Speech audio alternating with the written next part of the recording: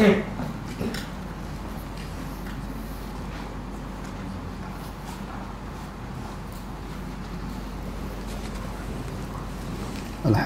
Rabbil Alamin. Wassalatu wassalamu ala asyrafil anbiya'i wal mursalin wa ala alihi wa ashabihi ajma'in. Allahumma rabbi shrah li sadri wa yassir li amri wahlul 'uqdatam min lisani yafqahu qawli wa la hawla wa la quwwata illa billahil 'aliyyil 'azim. Allahumma la sahla illa ma ja'altahu sahla wa anta taj'alul huzna in syi'ta sahla. Rabbi yassir wa la tu'assir wa atmi bil khair. Amma ba'd.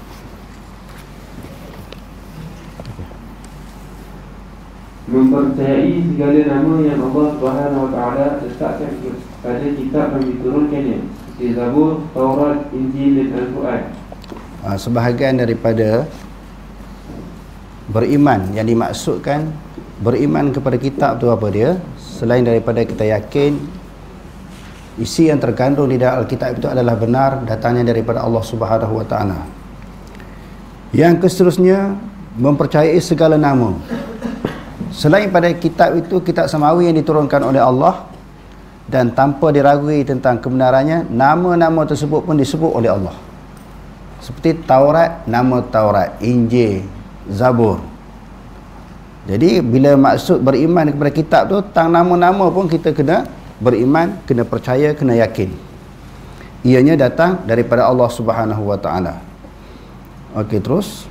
Firman Allah Subhanahu wa taala, Inna anzalna at-taurata fiha hudan wa nur yahkumu biha an-nabiyyuna alladhina aslamu lilladhina hadu war-rabbaniyyuna wal-ahbaru bima istukhidhu min kitabillah wa kanu alayhi shuhada fala takhshawun nasa wakhshawni wa la tashtaru bi ayati thamanan qalila wa man lam yahkum bima anzalallahu fa ulaika humul kafirun.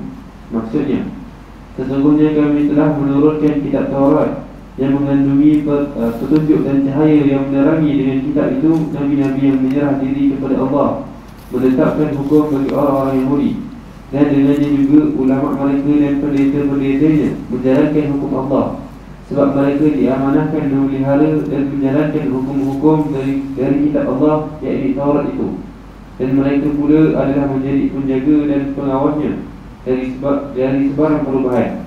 Oleh itu, janganlah kamu takut kepada manusia, tetapi hendaklah kamu takut kepadaku, dan menjaga diri dari melakukan maksiat dan patuh akan perintahku.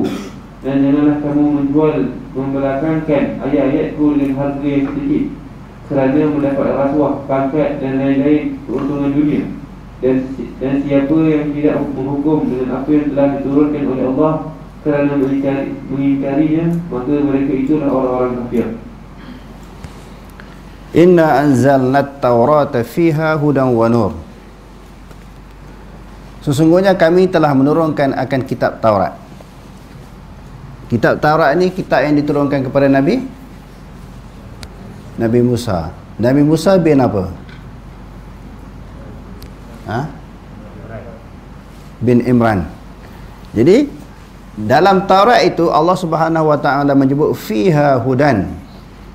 Sebagaimana kitab-kitab samawi yang lain, di dalam kitab Taurat itu ada petunjuk. Apakah yang dimaksudkan dengan petunjuk? Iaitu jalan kebenaran. Allah Subhanahu wa taala diajar kita, setiap kali kita baca Fatihah, setiap kali kita sembahyang, diajar kita bermohon kepada Allah, bermunajat kepada Allah, merayu kepada Allah Subhanahu wa taala, ihdinas siratal mustaqim. Tunjuklah kami jalan yang lurus. Di samping kita diwajibkan supaya berusaha mencari jalan yang lurus, yang kedua kena berdoa kepada Allah. Sebab jalan yang lurus ini kadang-kadang sukar untuk diperolehi. Banyak orang cari daripada kalangan manusia ni yang memilih agama-agama selain daripada agama Islam. Mereka juga cari kebenaran, cari petunjuk. Agama mana yang paling betul, pegangan mana yang paling tepat. Semua orang nak cari kebenaran, kadang-kadang tak jumpa. Itu yang termasuk Yahudi, Nasrani, Buddha dan sebagainya. Jadi di samping kita mencari, kita berdoa kepada Allah supaya memperolehi petunjuk. Di dalam Taurat dia ada perkara-perkara yang berbentuk petunjuk yang membezakan hak dengan batil, iman dengan kufur. dan juga nur. Apakah yang dimaksudkan nur di sini? Nur kalau kita terjemahkan dengan makna cahaya. Cahaya di sini maksudnya bayanul ahkam, bayanul lil ahkam, menerangkan tentang hukum-hukum yang ada di dalam Taurat. Selain daripada Taurat itu, dia adalah merupakan petunjuk hidayah yang membawa manusia kepada jalan kebenaran. Di dalam Taurat juga ada nur, iaitu keterangan tentang hukum syariat. Sebagaimana yang kita sebut di dalam perjalanan kita yang lalu, semua nabi-nabi dia ada hukum syariat yang tersendiri, yang sesuai pada ketika itu, sesuai pada zaman tersebut, sesuai dengan kekuatan kemampuan umat masing-masing. Syariat yang terdahulu agak keras, berat, tetapi sesuai dengan mereka. Syariat Nabi Muhammad SAW ringan nak dibandingkan dengan syariat yang terdahulu, tapi sesuai dengan umat Nabi Muhammad. Kerana sifat ajaran Islam itu Allah Ta'ala sebut dalam Al-Quran, la yukallifullahu nafsan illa wus'aha. Allah Ta'ala tidak memberatkan seseorang melainkan mengikut kemampuannya. Jadi umat dulu mampu macam tu, walaupun berat, susah payah, dia boleh buat. Umat Nabi Muhammad ni dia hanya mampu buat benda-benda yang ringan. Jadi sesuailah dengan umat masing-masing. Jadi nur di sini maknanya keterangan. Keterangan yang berhubung dengan hukum hakam. Jadi hukum hakam yang ada di dalam kitab ni tanpa diterang, tanpa disyarahkan, dihuraikan, orang tak faham. Lalu di dalam Taurat ada keterangan, ada perbahasan, ada tafsiran, ada huraian, sebagaimana Quran. Kalau kita mengaji Quran, dia ada tafsirul Quran bil Quran. Tafsir Quran dengan ayat Quran. Contohnya apa dia? Ihdinas siratal mustaqim siratal ladzina an'amta 'alaihim. Tunjuklah kami jalan yang lurus, jalan yang engkau telah beri nikmat kepada mereka. Siapa golongan yang Allah Ta'ala bagi nikmat? Nikmat di sini dengan maksud nikmat syurga, yang layak dan masuk syurga. Siapa golongan yang Allah Ta'ala bagi nikmat dengan syurga? Ditafsirkan dengan ayat yang lain, wa man yuti'illaha war rasula fa ulaika ma'al ladzina an'ama Allahu 'alaihim minan nabiyyin was-siddiqin wasyuhada'i was-salihin wa hasuna ulaika rafiqa. Barang siapa yang mentaati Allah dan Rasul, mereka itu bersama dengan para nabi, siddiqin, syuhada was-salihin. Jadi golongan ini golongan yang layak masuk syurga. Golongan yang layak masuk syurga inilah yang dimaksudkan siratal ladzina an'amta 'alaihim. Satu golongan yang engkau telah bagi nikmat kepada mereka. Sebab apa kata syurga itu dikatakan suatu nikmat? Kerana nikmat yang paling, di antara nikmat yang paling besar adalah syurga. Sebab tu golongan yang beriman diberi nikmat syurga oleh Allah. Kita doa selain daripada memperolehi jalan petunjuk, jalan masuk syurga. Ada tak nikmat yang paling besar daripada syurga? Syurga tu nikmat besar dah. Selain daripada nikmat syurga yang akan diperolehi oleh orang beriman, termasuk 4 golongan yang kita sebutkan tadi, ada tak nikmat yang paling besar daripada nikmat syurga? Ada tak? Apa dia? Disebut di dalam hadis Nabi SAW, yang paling besar bukan nikmat syurga yang penuh dengan kenikmatan, keseronokan, kebahagiaannya, tetapi ada lagi, iaitu nikmat melihat Allah Subhanahu Wa Taala. Hak tu paling besar. Sebab duk beribadat kepada Allah Ta'ala puluh-puluh tahun, sampai mati tak pernah tengok Allah Ta'ala. Duduk dalam kubur pun tak nampak lagi Allah Ta'ala. Sampai ke akhirat nanti baru nampak Allah Ta'ala. Jadi nampak tu disebut dalam hadisnya, cantiknya Allah Ta'ala ni memang cantik sungguh. Jadi siapa-siapa yang tengoknya hilang masalah. Masuk syurga pun dah hilang masalah. Yang nak dapat tengok Allah Ta'ala tu mesti ahli syurga. Orang kafir tak boleh tengok. Jadi yang itulah nikmat yang paling besar. Tadi kita sebut nur tu maknanya bayanul lil ahkam, keterangan bagi hukum. Bagi hukum-hukum yang ada di dalam Taurat. Tadi kita sebut Quran, tafsir dengan Quran. Yang kedua, Quran ditafsirkan dengan hadis Nabi SAW. Kalau kita kata Taurat, yang mentafsirkannya adalah Nabi Musa. Kalau Injil, yang menghuraikan isi yang terkandung di dalam Injil adalah Nabi Isa AS. Jadi sebab itu hadis-hadis ini datang menghuraikan, mensyarahkan, mentafsirkan apa yang ada dalam Quran. Kadang-kadang satu benda yang tak jelas, Sebagai satu contoh, kadang-kadang orang nak beriman kepada Quran saja kan. Kan ada di Malaysia ni satu kumpulan yang dikenali dengan Jemaah Jam. Jam ni maknanya Jemaah Al-Quran Malaysia. Demo ni tak pakai hadis. Ada pengasas dia dulu dah meninggal dunia dah. Demo ni pakai Quran je. Sebab pegangan, iktikad, kepercayaan, keyakinan mereka, hadis ni daripada manusia. Jadi perkataan manusia boleh jadi betul, boleh jadi salah. Macam Nabi dia kata. Hatta Nabi sendiri kadang-kadang Nabi cakap dalam keadaan cool, tak ada marah, sederhana. Okey, betul Kalau Nabi cakap dalam keadaan marah macam mana? Betul ke dia cakap? Sebab orang marah dipengaruhi oleh nafsu. Orang marah dia bercakap, dia dipengaruhi oleh perasaan. Sudah tentu percakapan dia salah. Jadi tuan-tuan nak jawab macam mana ni? Agak-agak boleh jawab tak? Hadis tak dipakai. Sebab hadis ni daripada manusia. Manusia kadang-kadang dia ada perasaan marah. Bila marah tu dia cakap tak betul. Kita nak faham macam mana? Yang pertama, Allah Ta'ala kata wa ma yantiqu 'anil hawa wa ma yantiqu 'anil hawa in huwa illa wahyun yuha. Muhammad itu tidaklah bertutur dengan hawa nafsu, melainkan apa yang dituturkan oleh Muhammad adalah wahyu. Dalam keadaan dia cool, tak ada marah, sederhana, sabar, ataupun dalam keadaan marah, semuanya wahyu. Dia tak ikut hawa nafsu. Kadang-kadang dia marah juga bercakap. Bila ada di hadapan dia maksiat, kemungkaran yang berlaku, dia bercakap dengan nada marah. Maka marah itu adalah wahyu. Marah pun kebenaran. Bukan apabila dia marah tu dia cakap tak betul, sebagaimana difahami oleh sebahagian orang. Okey, tadi kita sebut tadi hadis merupakan syarah, tafsiran kepada Al-Quran. Tanpa hadis kita tidak boleh beramal dengan Al-Quran. Begitu juga tanpa syarahan yang dilakukan oleh Nabi-Nabi dulu, orang tak boleh faham Taurat, tak boleh faham Injil, tak boleh faham Zabur. Peranan Nabi-Nabi ini diutuskan mensyarahkan kitab samawi masing-masing yang diturunkan kepada mereka.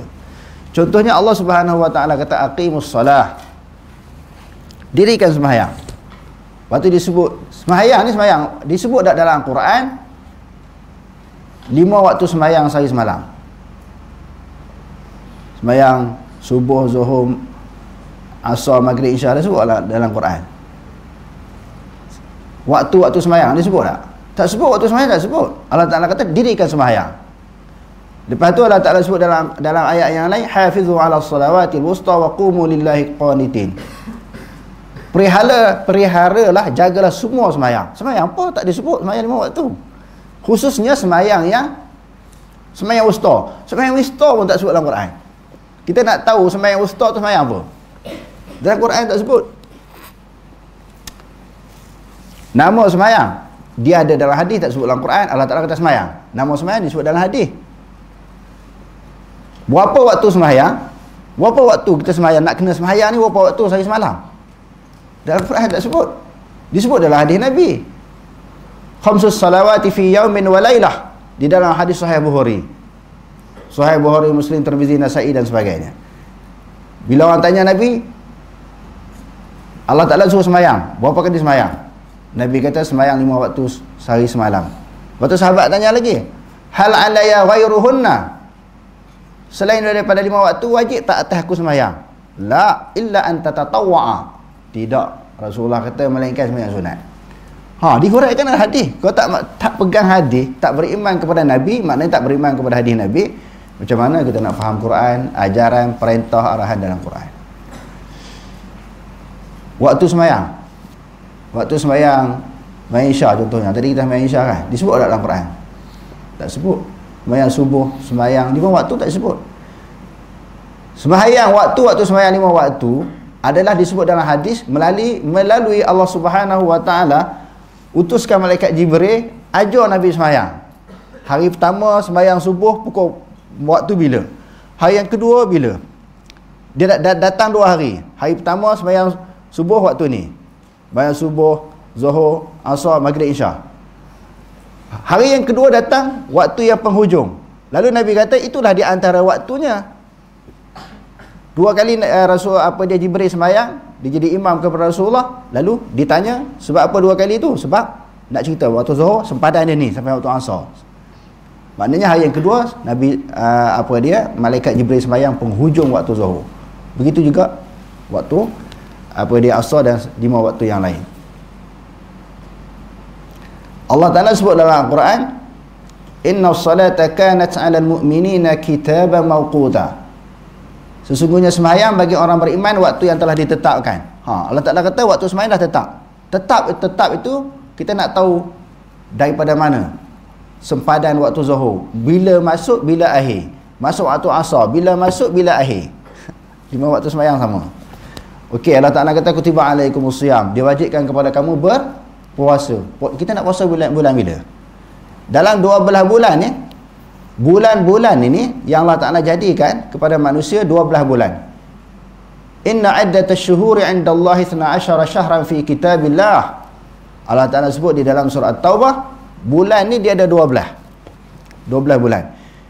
Jadi yang Allah Subhanahu Wa Ta'ala suruh sembahyang, suruh berpuasa tu setahun sekali tu bulan apa? Kutiba alaikumusiyam. Diwajibkan kepada kamu berpuasa. Bulan bila kita diwajibkan puasa? Sebulan. Bulan bila Syekh? Tak ada dalam Quran. Kita kata Ramadan. Ramadan itu disebut dalam hadis.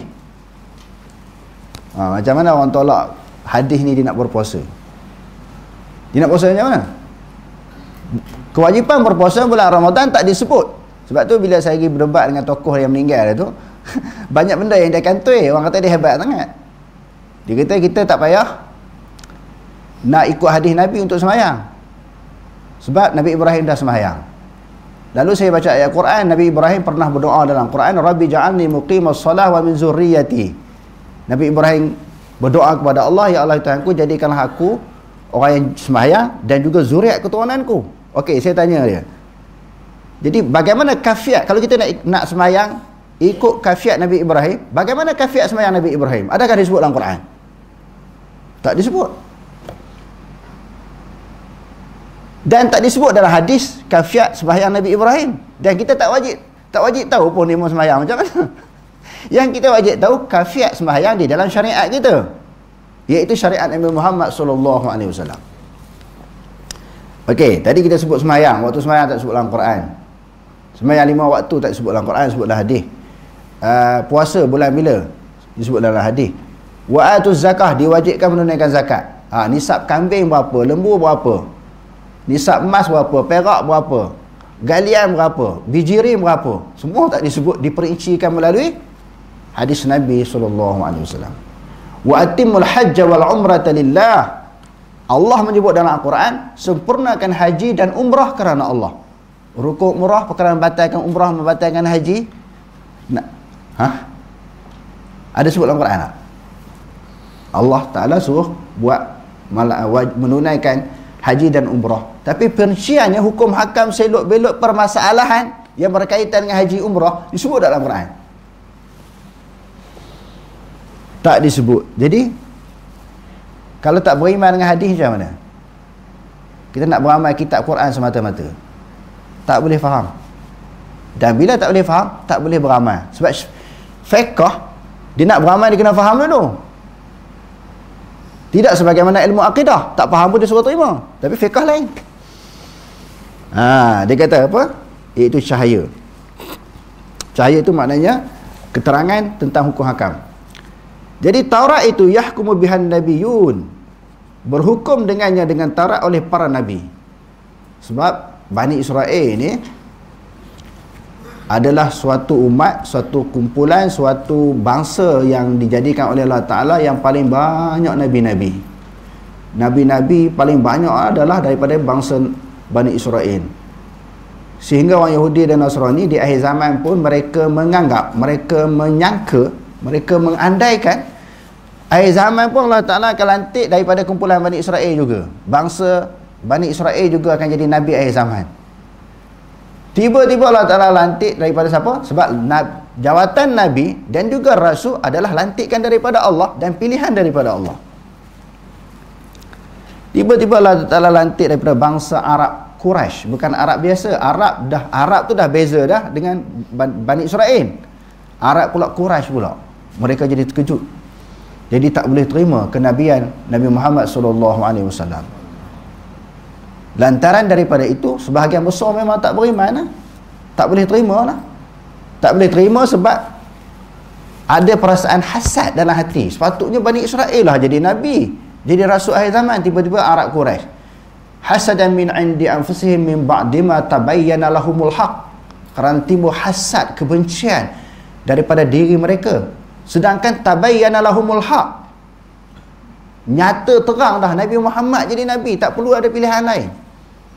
Sebab lantikan Nabi daripada Allah Subhanahu Wa Taala, mereka tak boleh terima.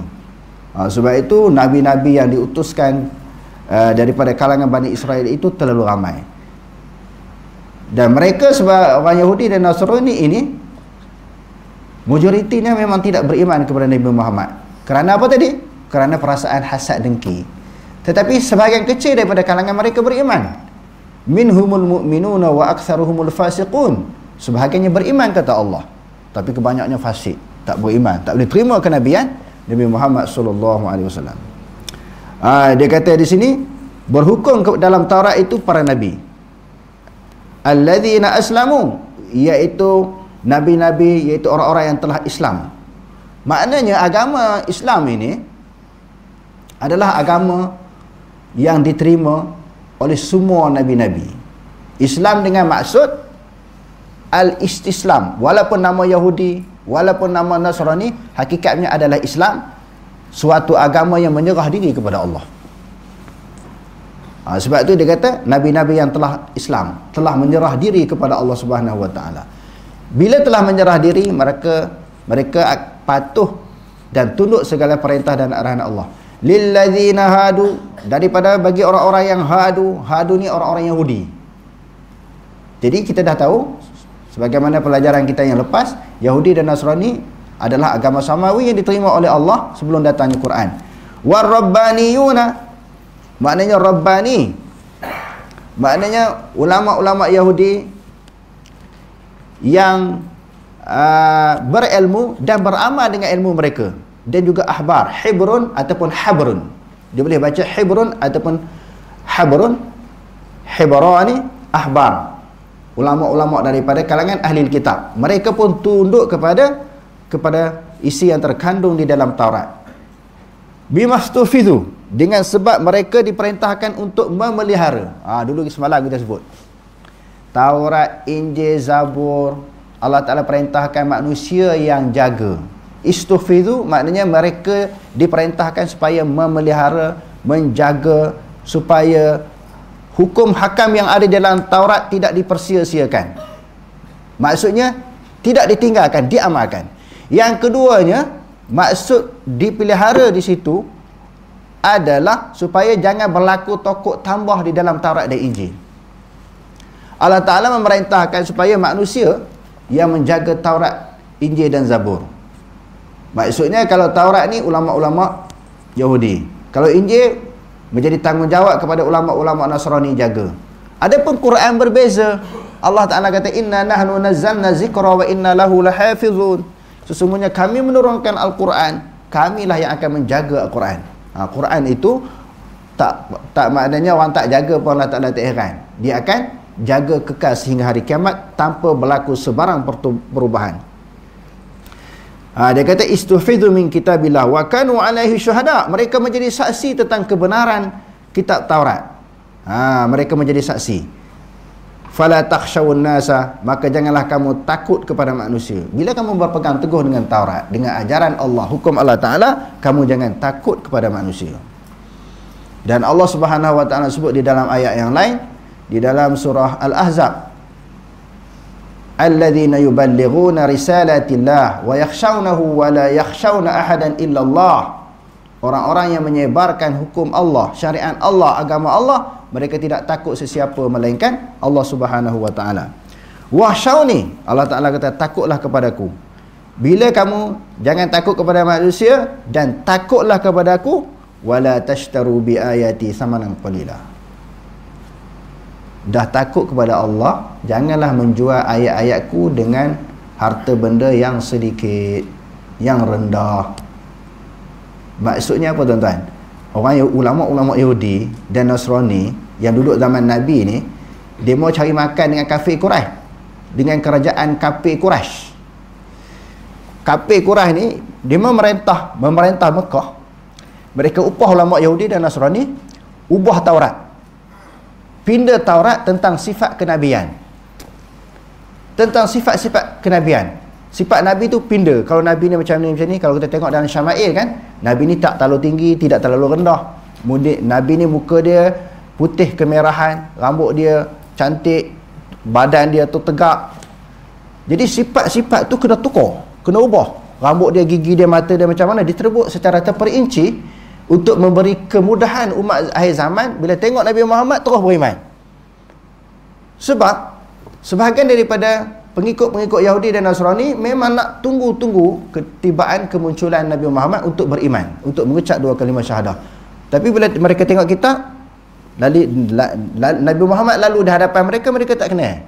Sebab sifat yang ada kepada Nabi yang sebenar tu telah ditukar di dalam kitab, dibayar kepada ulama Yahudi dan Nasrani oleh kafir Quraisy. Sebab itu Allah kata, jangan kamu takut kepada manusia, takutlah kepada aku. Bila takut kepada aku, jangan kamu menjual ayat-ayatku dengan harta benda, dengan harga yang sedikit. Sebab tu banyak ayat Quran. Di antaranya ayat di dalam surah Al-Baqarah, ada dua ayat yang Allah Ta'ala sebut, innal ladzina yaktumuna ma anzalna minal bayyinati wal huda min ba'di ma bayyanahu lin-nasi fil kitab ulaika yal'anuhumullah wa yal'anuhumul la'inun illa alladzina tabu wa aslahu wa bayyanu fa ulaika atubu 'alaihim wa ana at-tawwabur rahim. Sesungguhnya orang-orang yang menyembunyikan apa yang kami turunkan di dalam Alkitab yang merupakan petunjuk. Petunjuk apa? Petunjuk Nabi Muhammad SAW. Mereka pindah, mereka tukar, mereka sembunyikan daripada pengetahuan manusia. Ulaika yal'anahumullah. Mereka itu dilaknat oleh Allah dan dilaknat oleh semua makhluk yang dapat melaknat. Ayat yang kedua Allah Ta'ala sebut apa? Buka surat sebelah ya. Innal ladzina yaktumuna ma anzalallah. Sambung.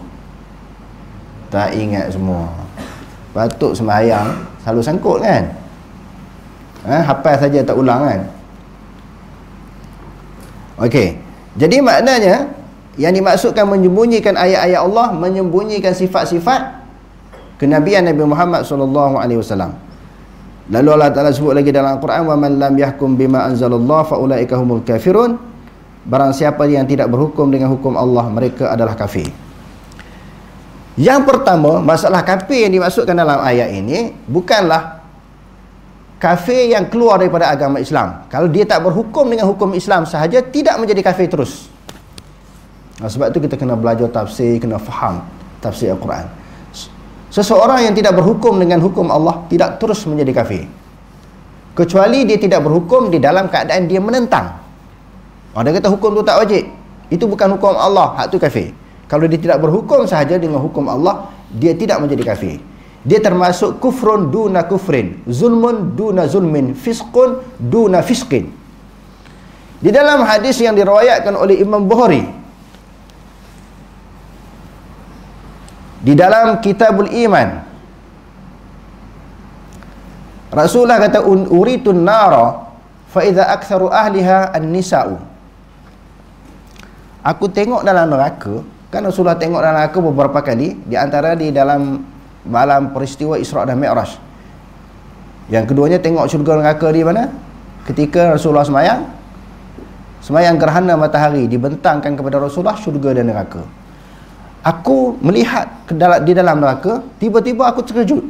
Ramainya penghuni-penghuni neraka adalah kaum wanita. Bila Rasulullah kata macam tu, sahabat kata, ayakfurna billah. Adakah kerana mereka kafir kepada Allah menyebabkan perempuan yang masuk neraka? Rasulullah kata, la yakfurnal ashira. Mereka kafir terhadap suami-suami mereka.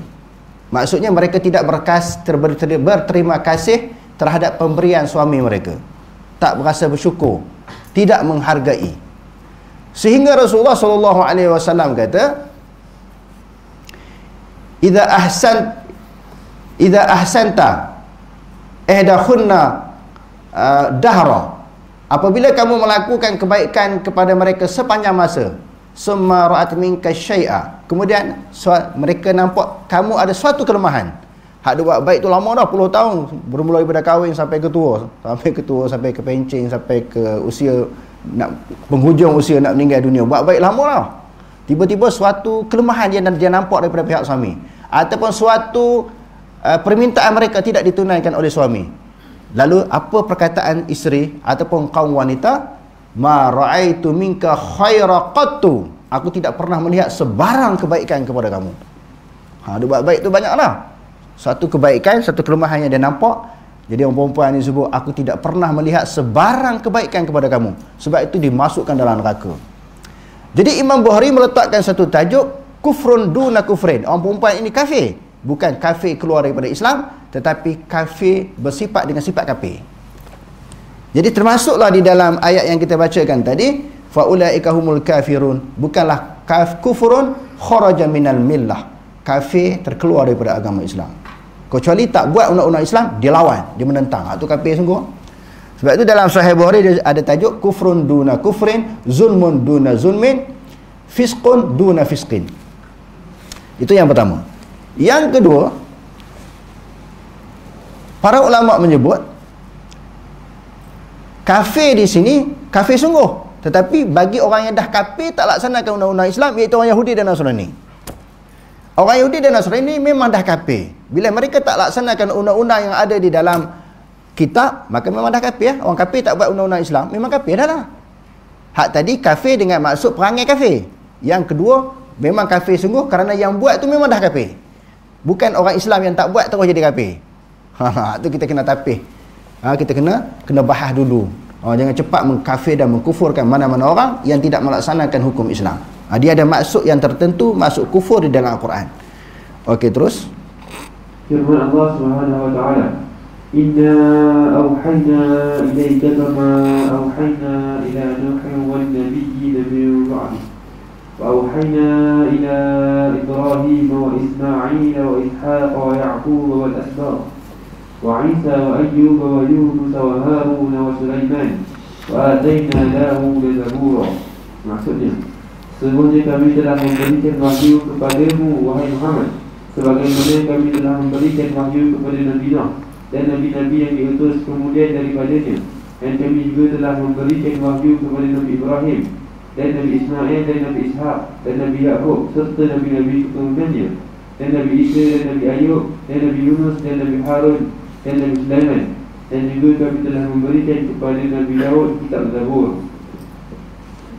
Firman Allah Subhanahu wa taala, "Wa qaffayna 'ala atharihim bi 'Isa ibn Maryam musaddiqan lima bayna yadayhi min at-Taurah wa atainahu al-Injila fihi hudan wa nurun wa musaddiqan lima bayna yadayhi min at-Taurah wa hudan wa maw'izatan lil muttaqin."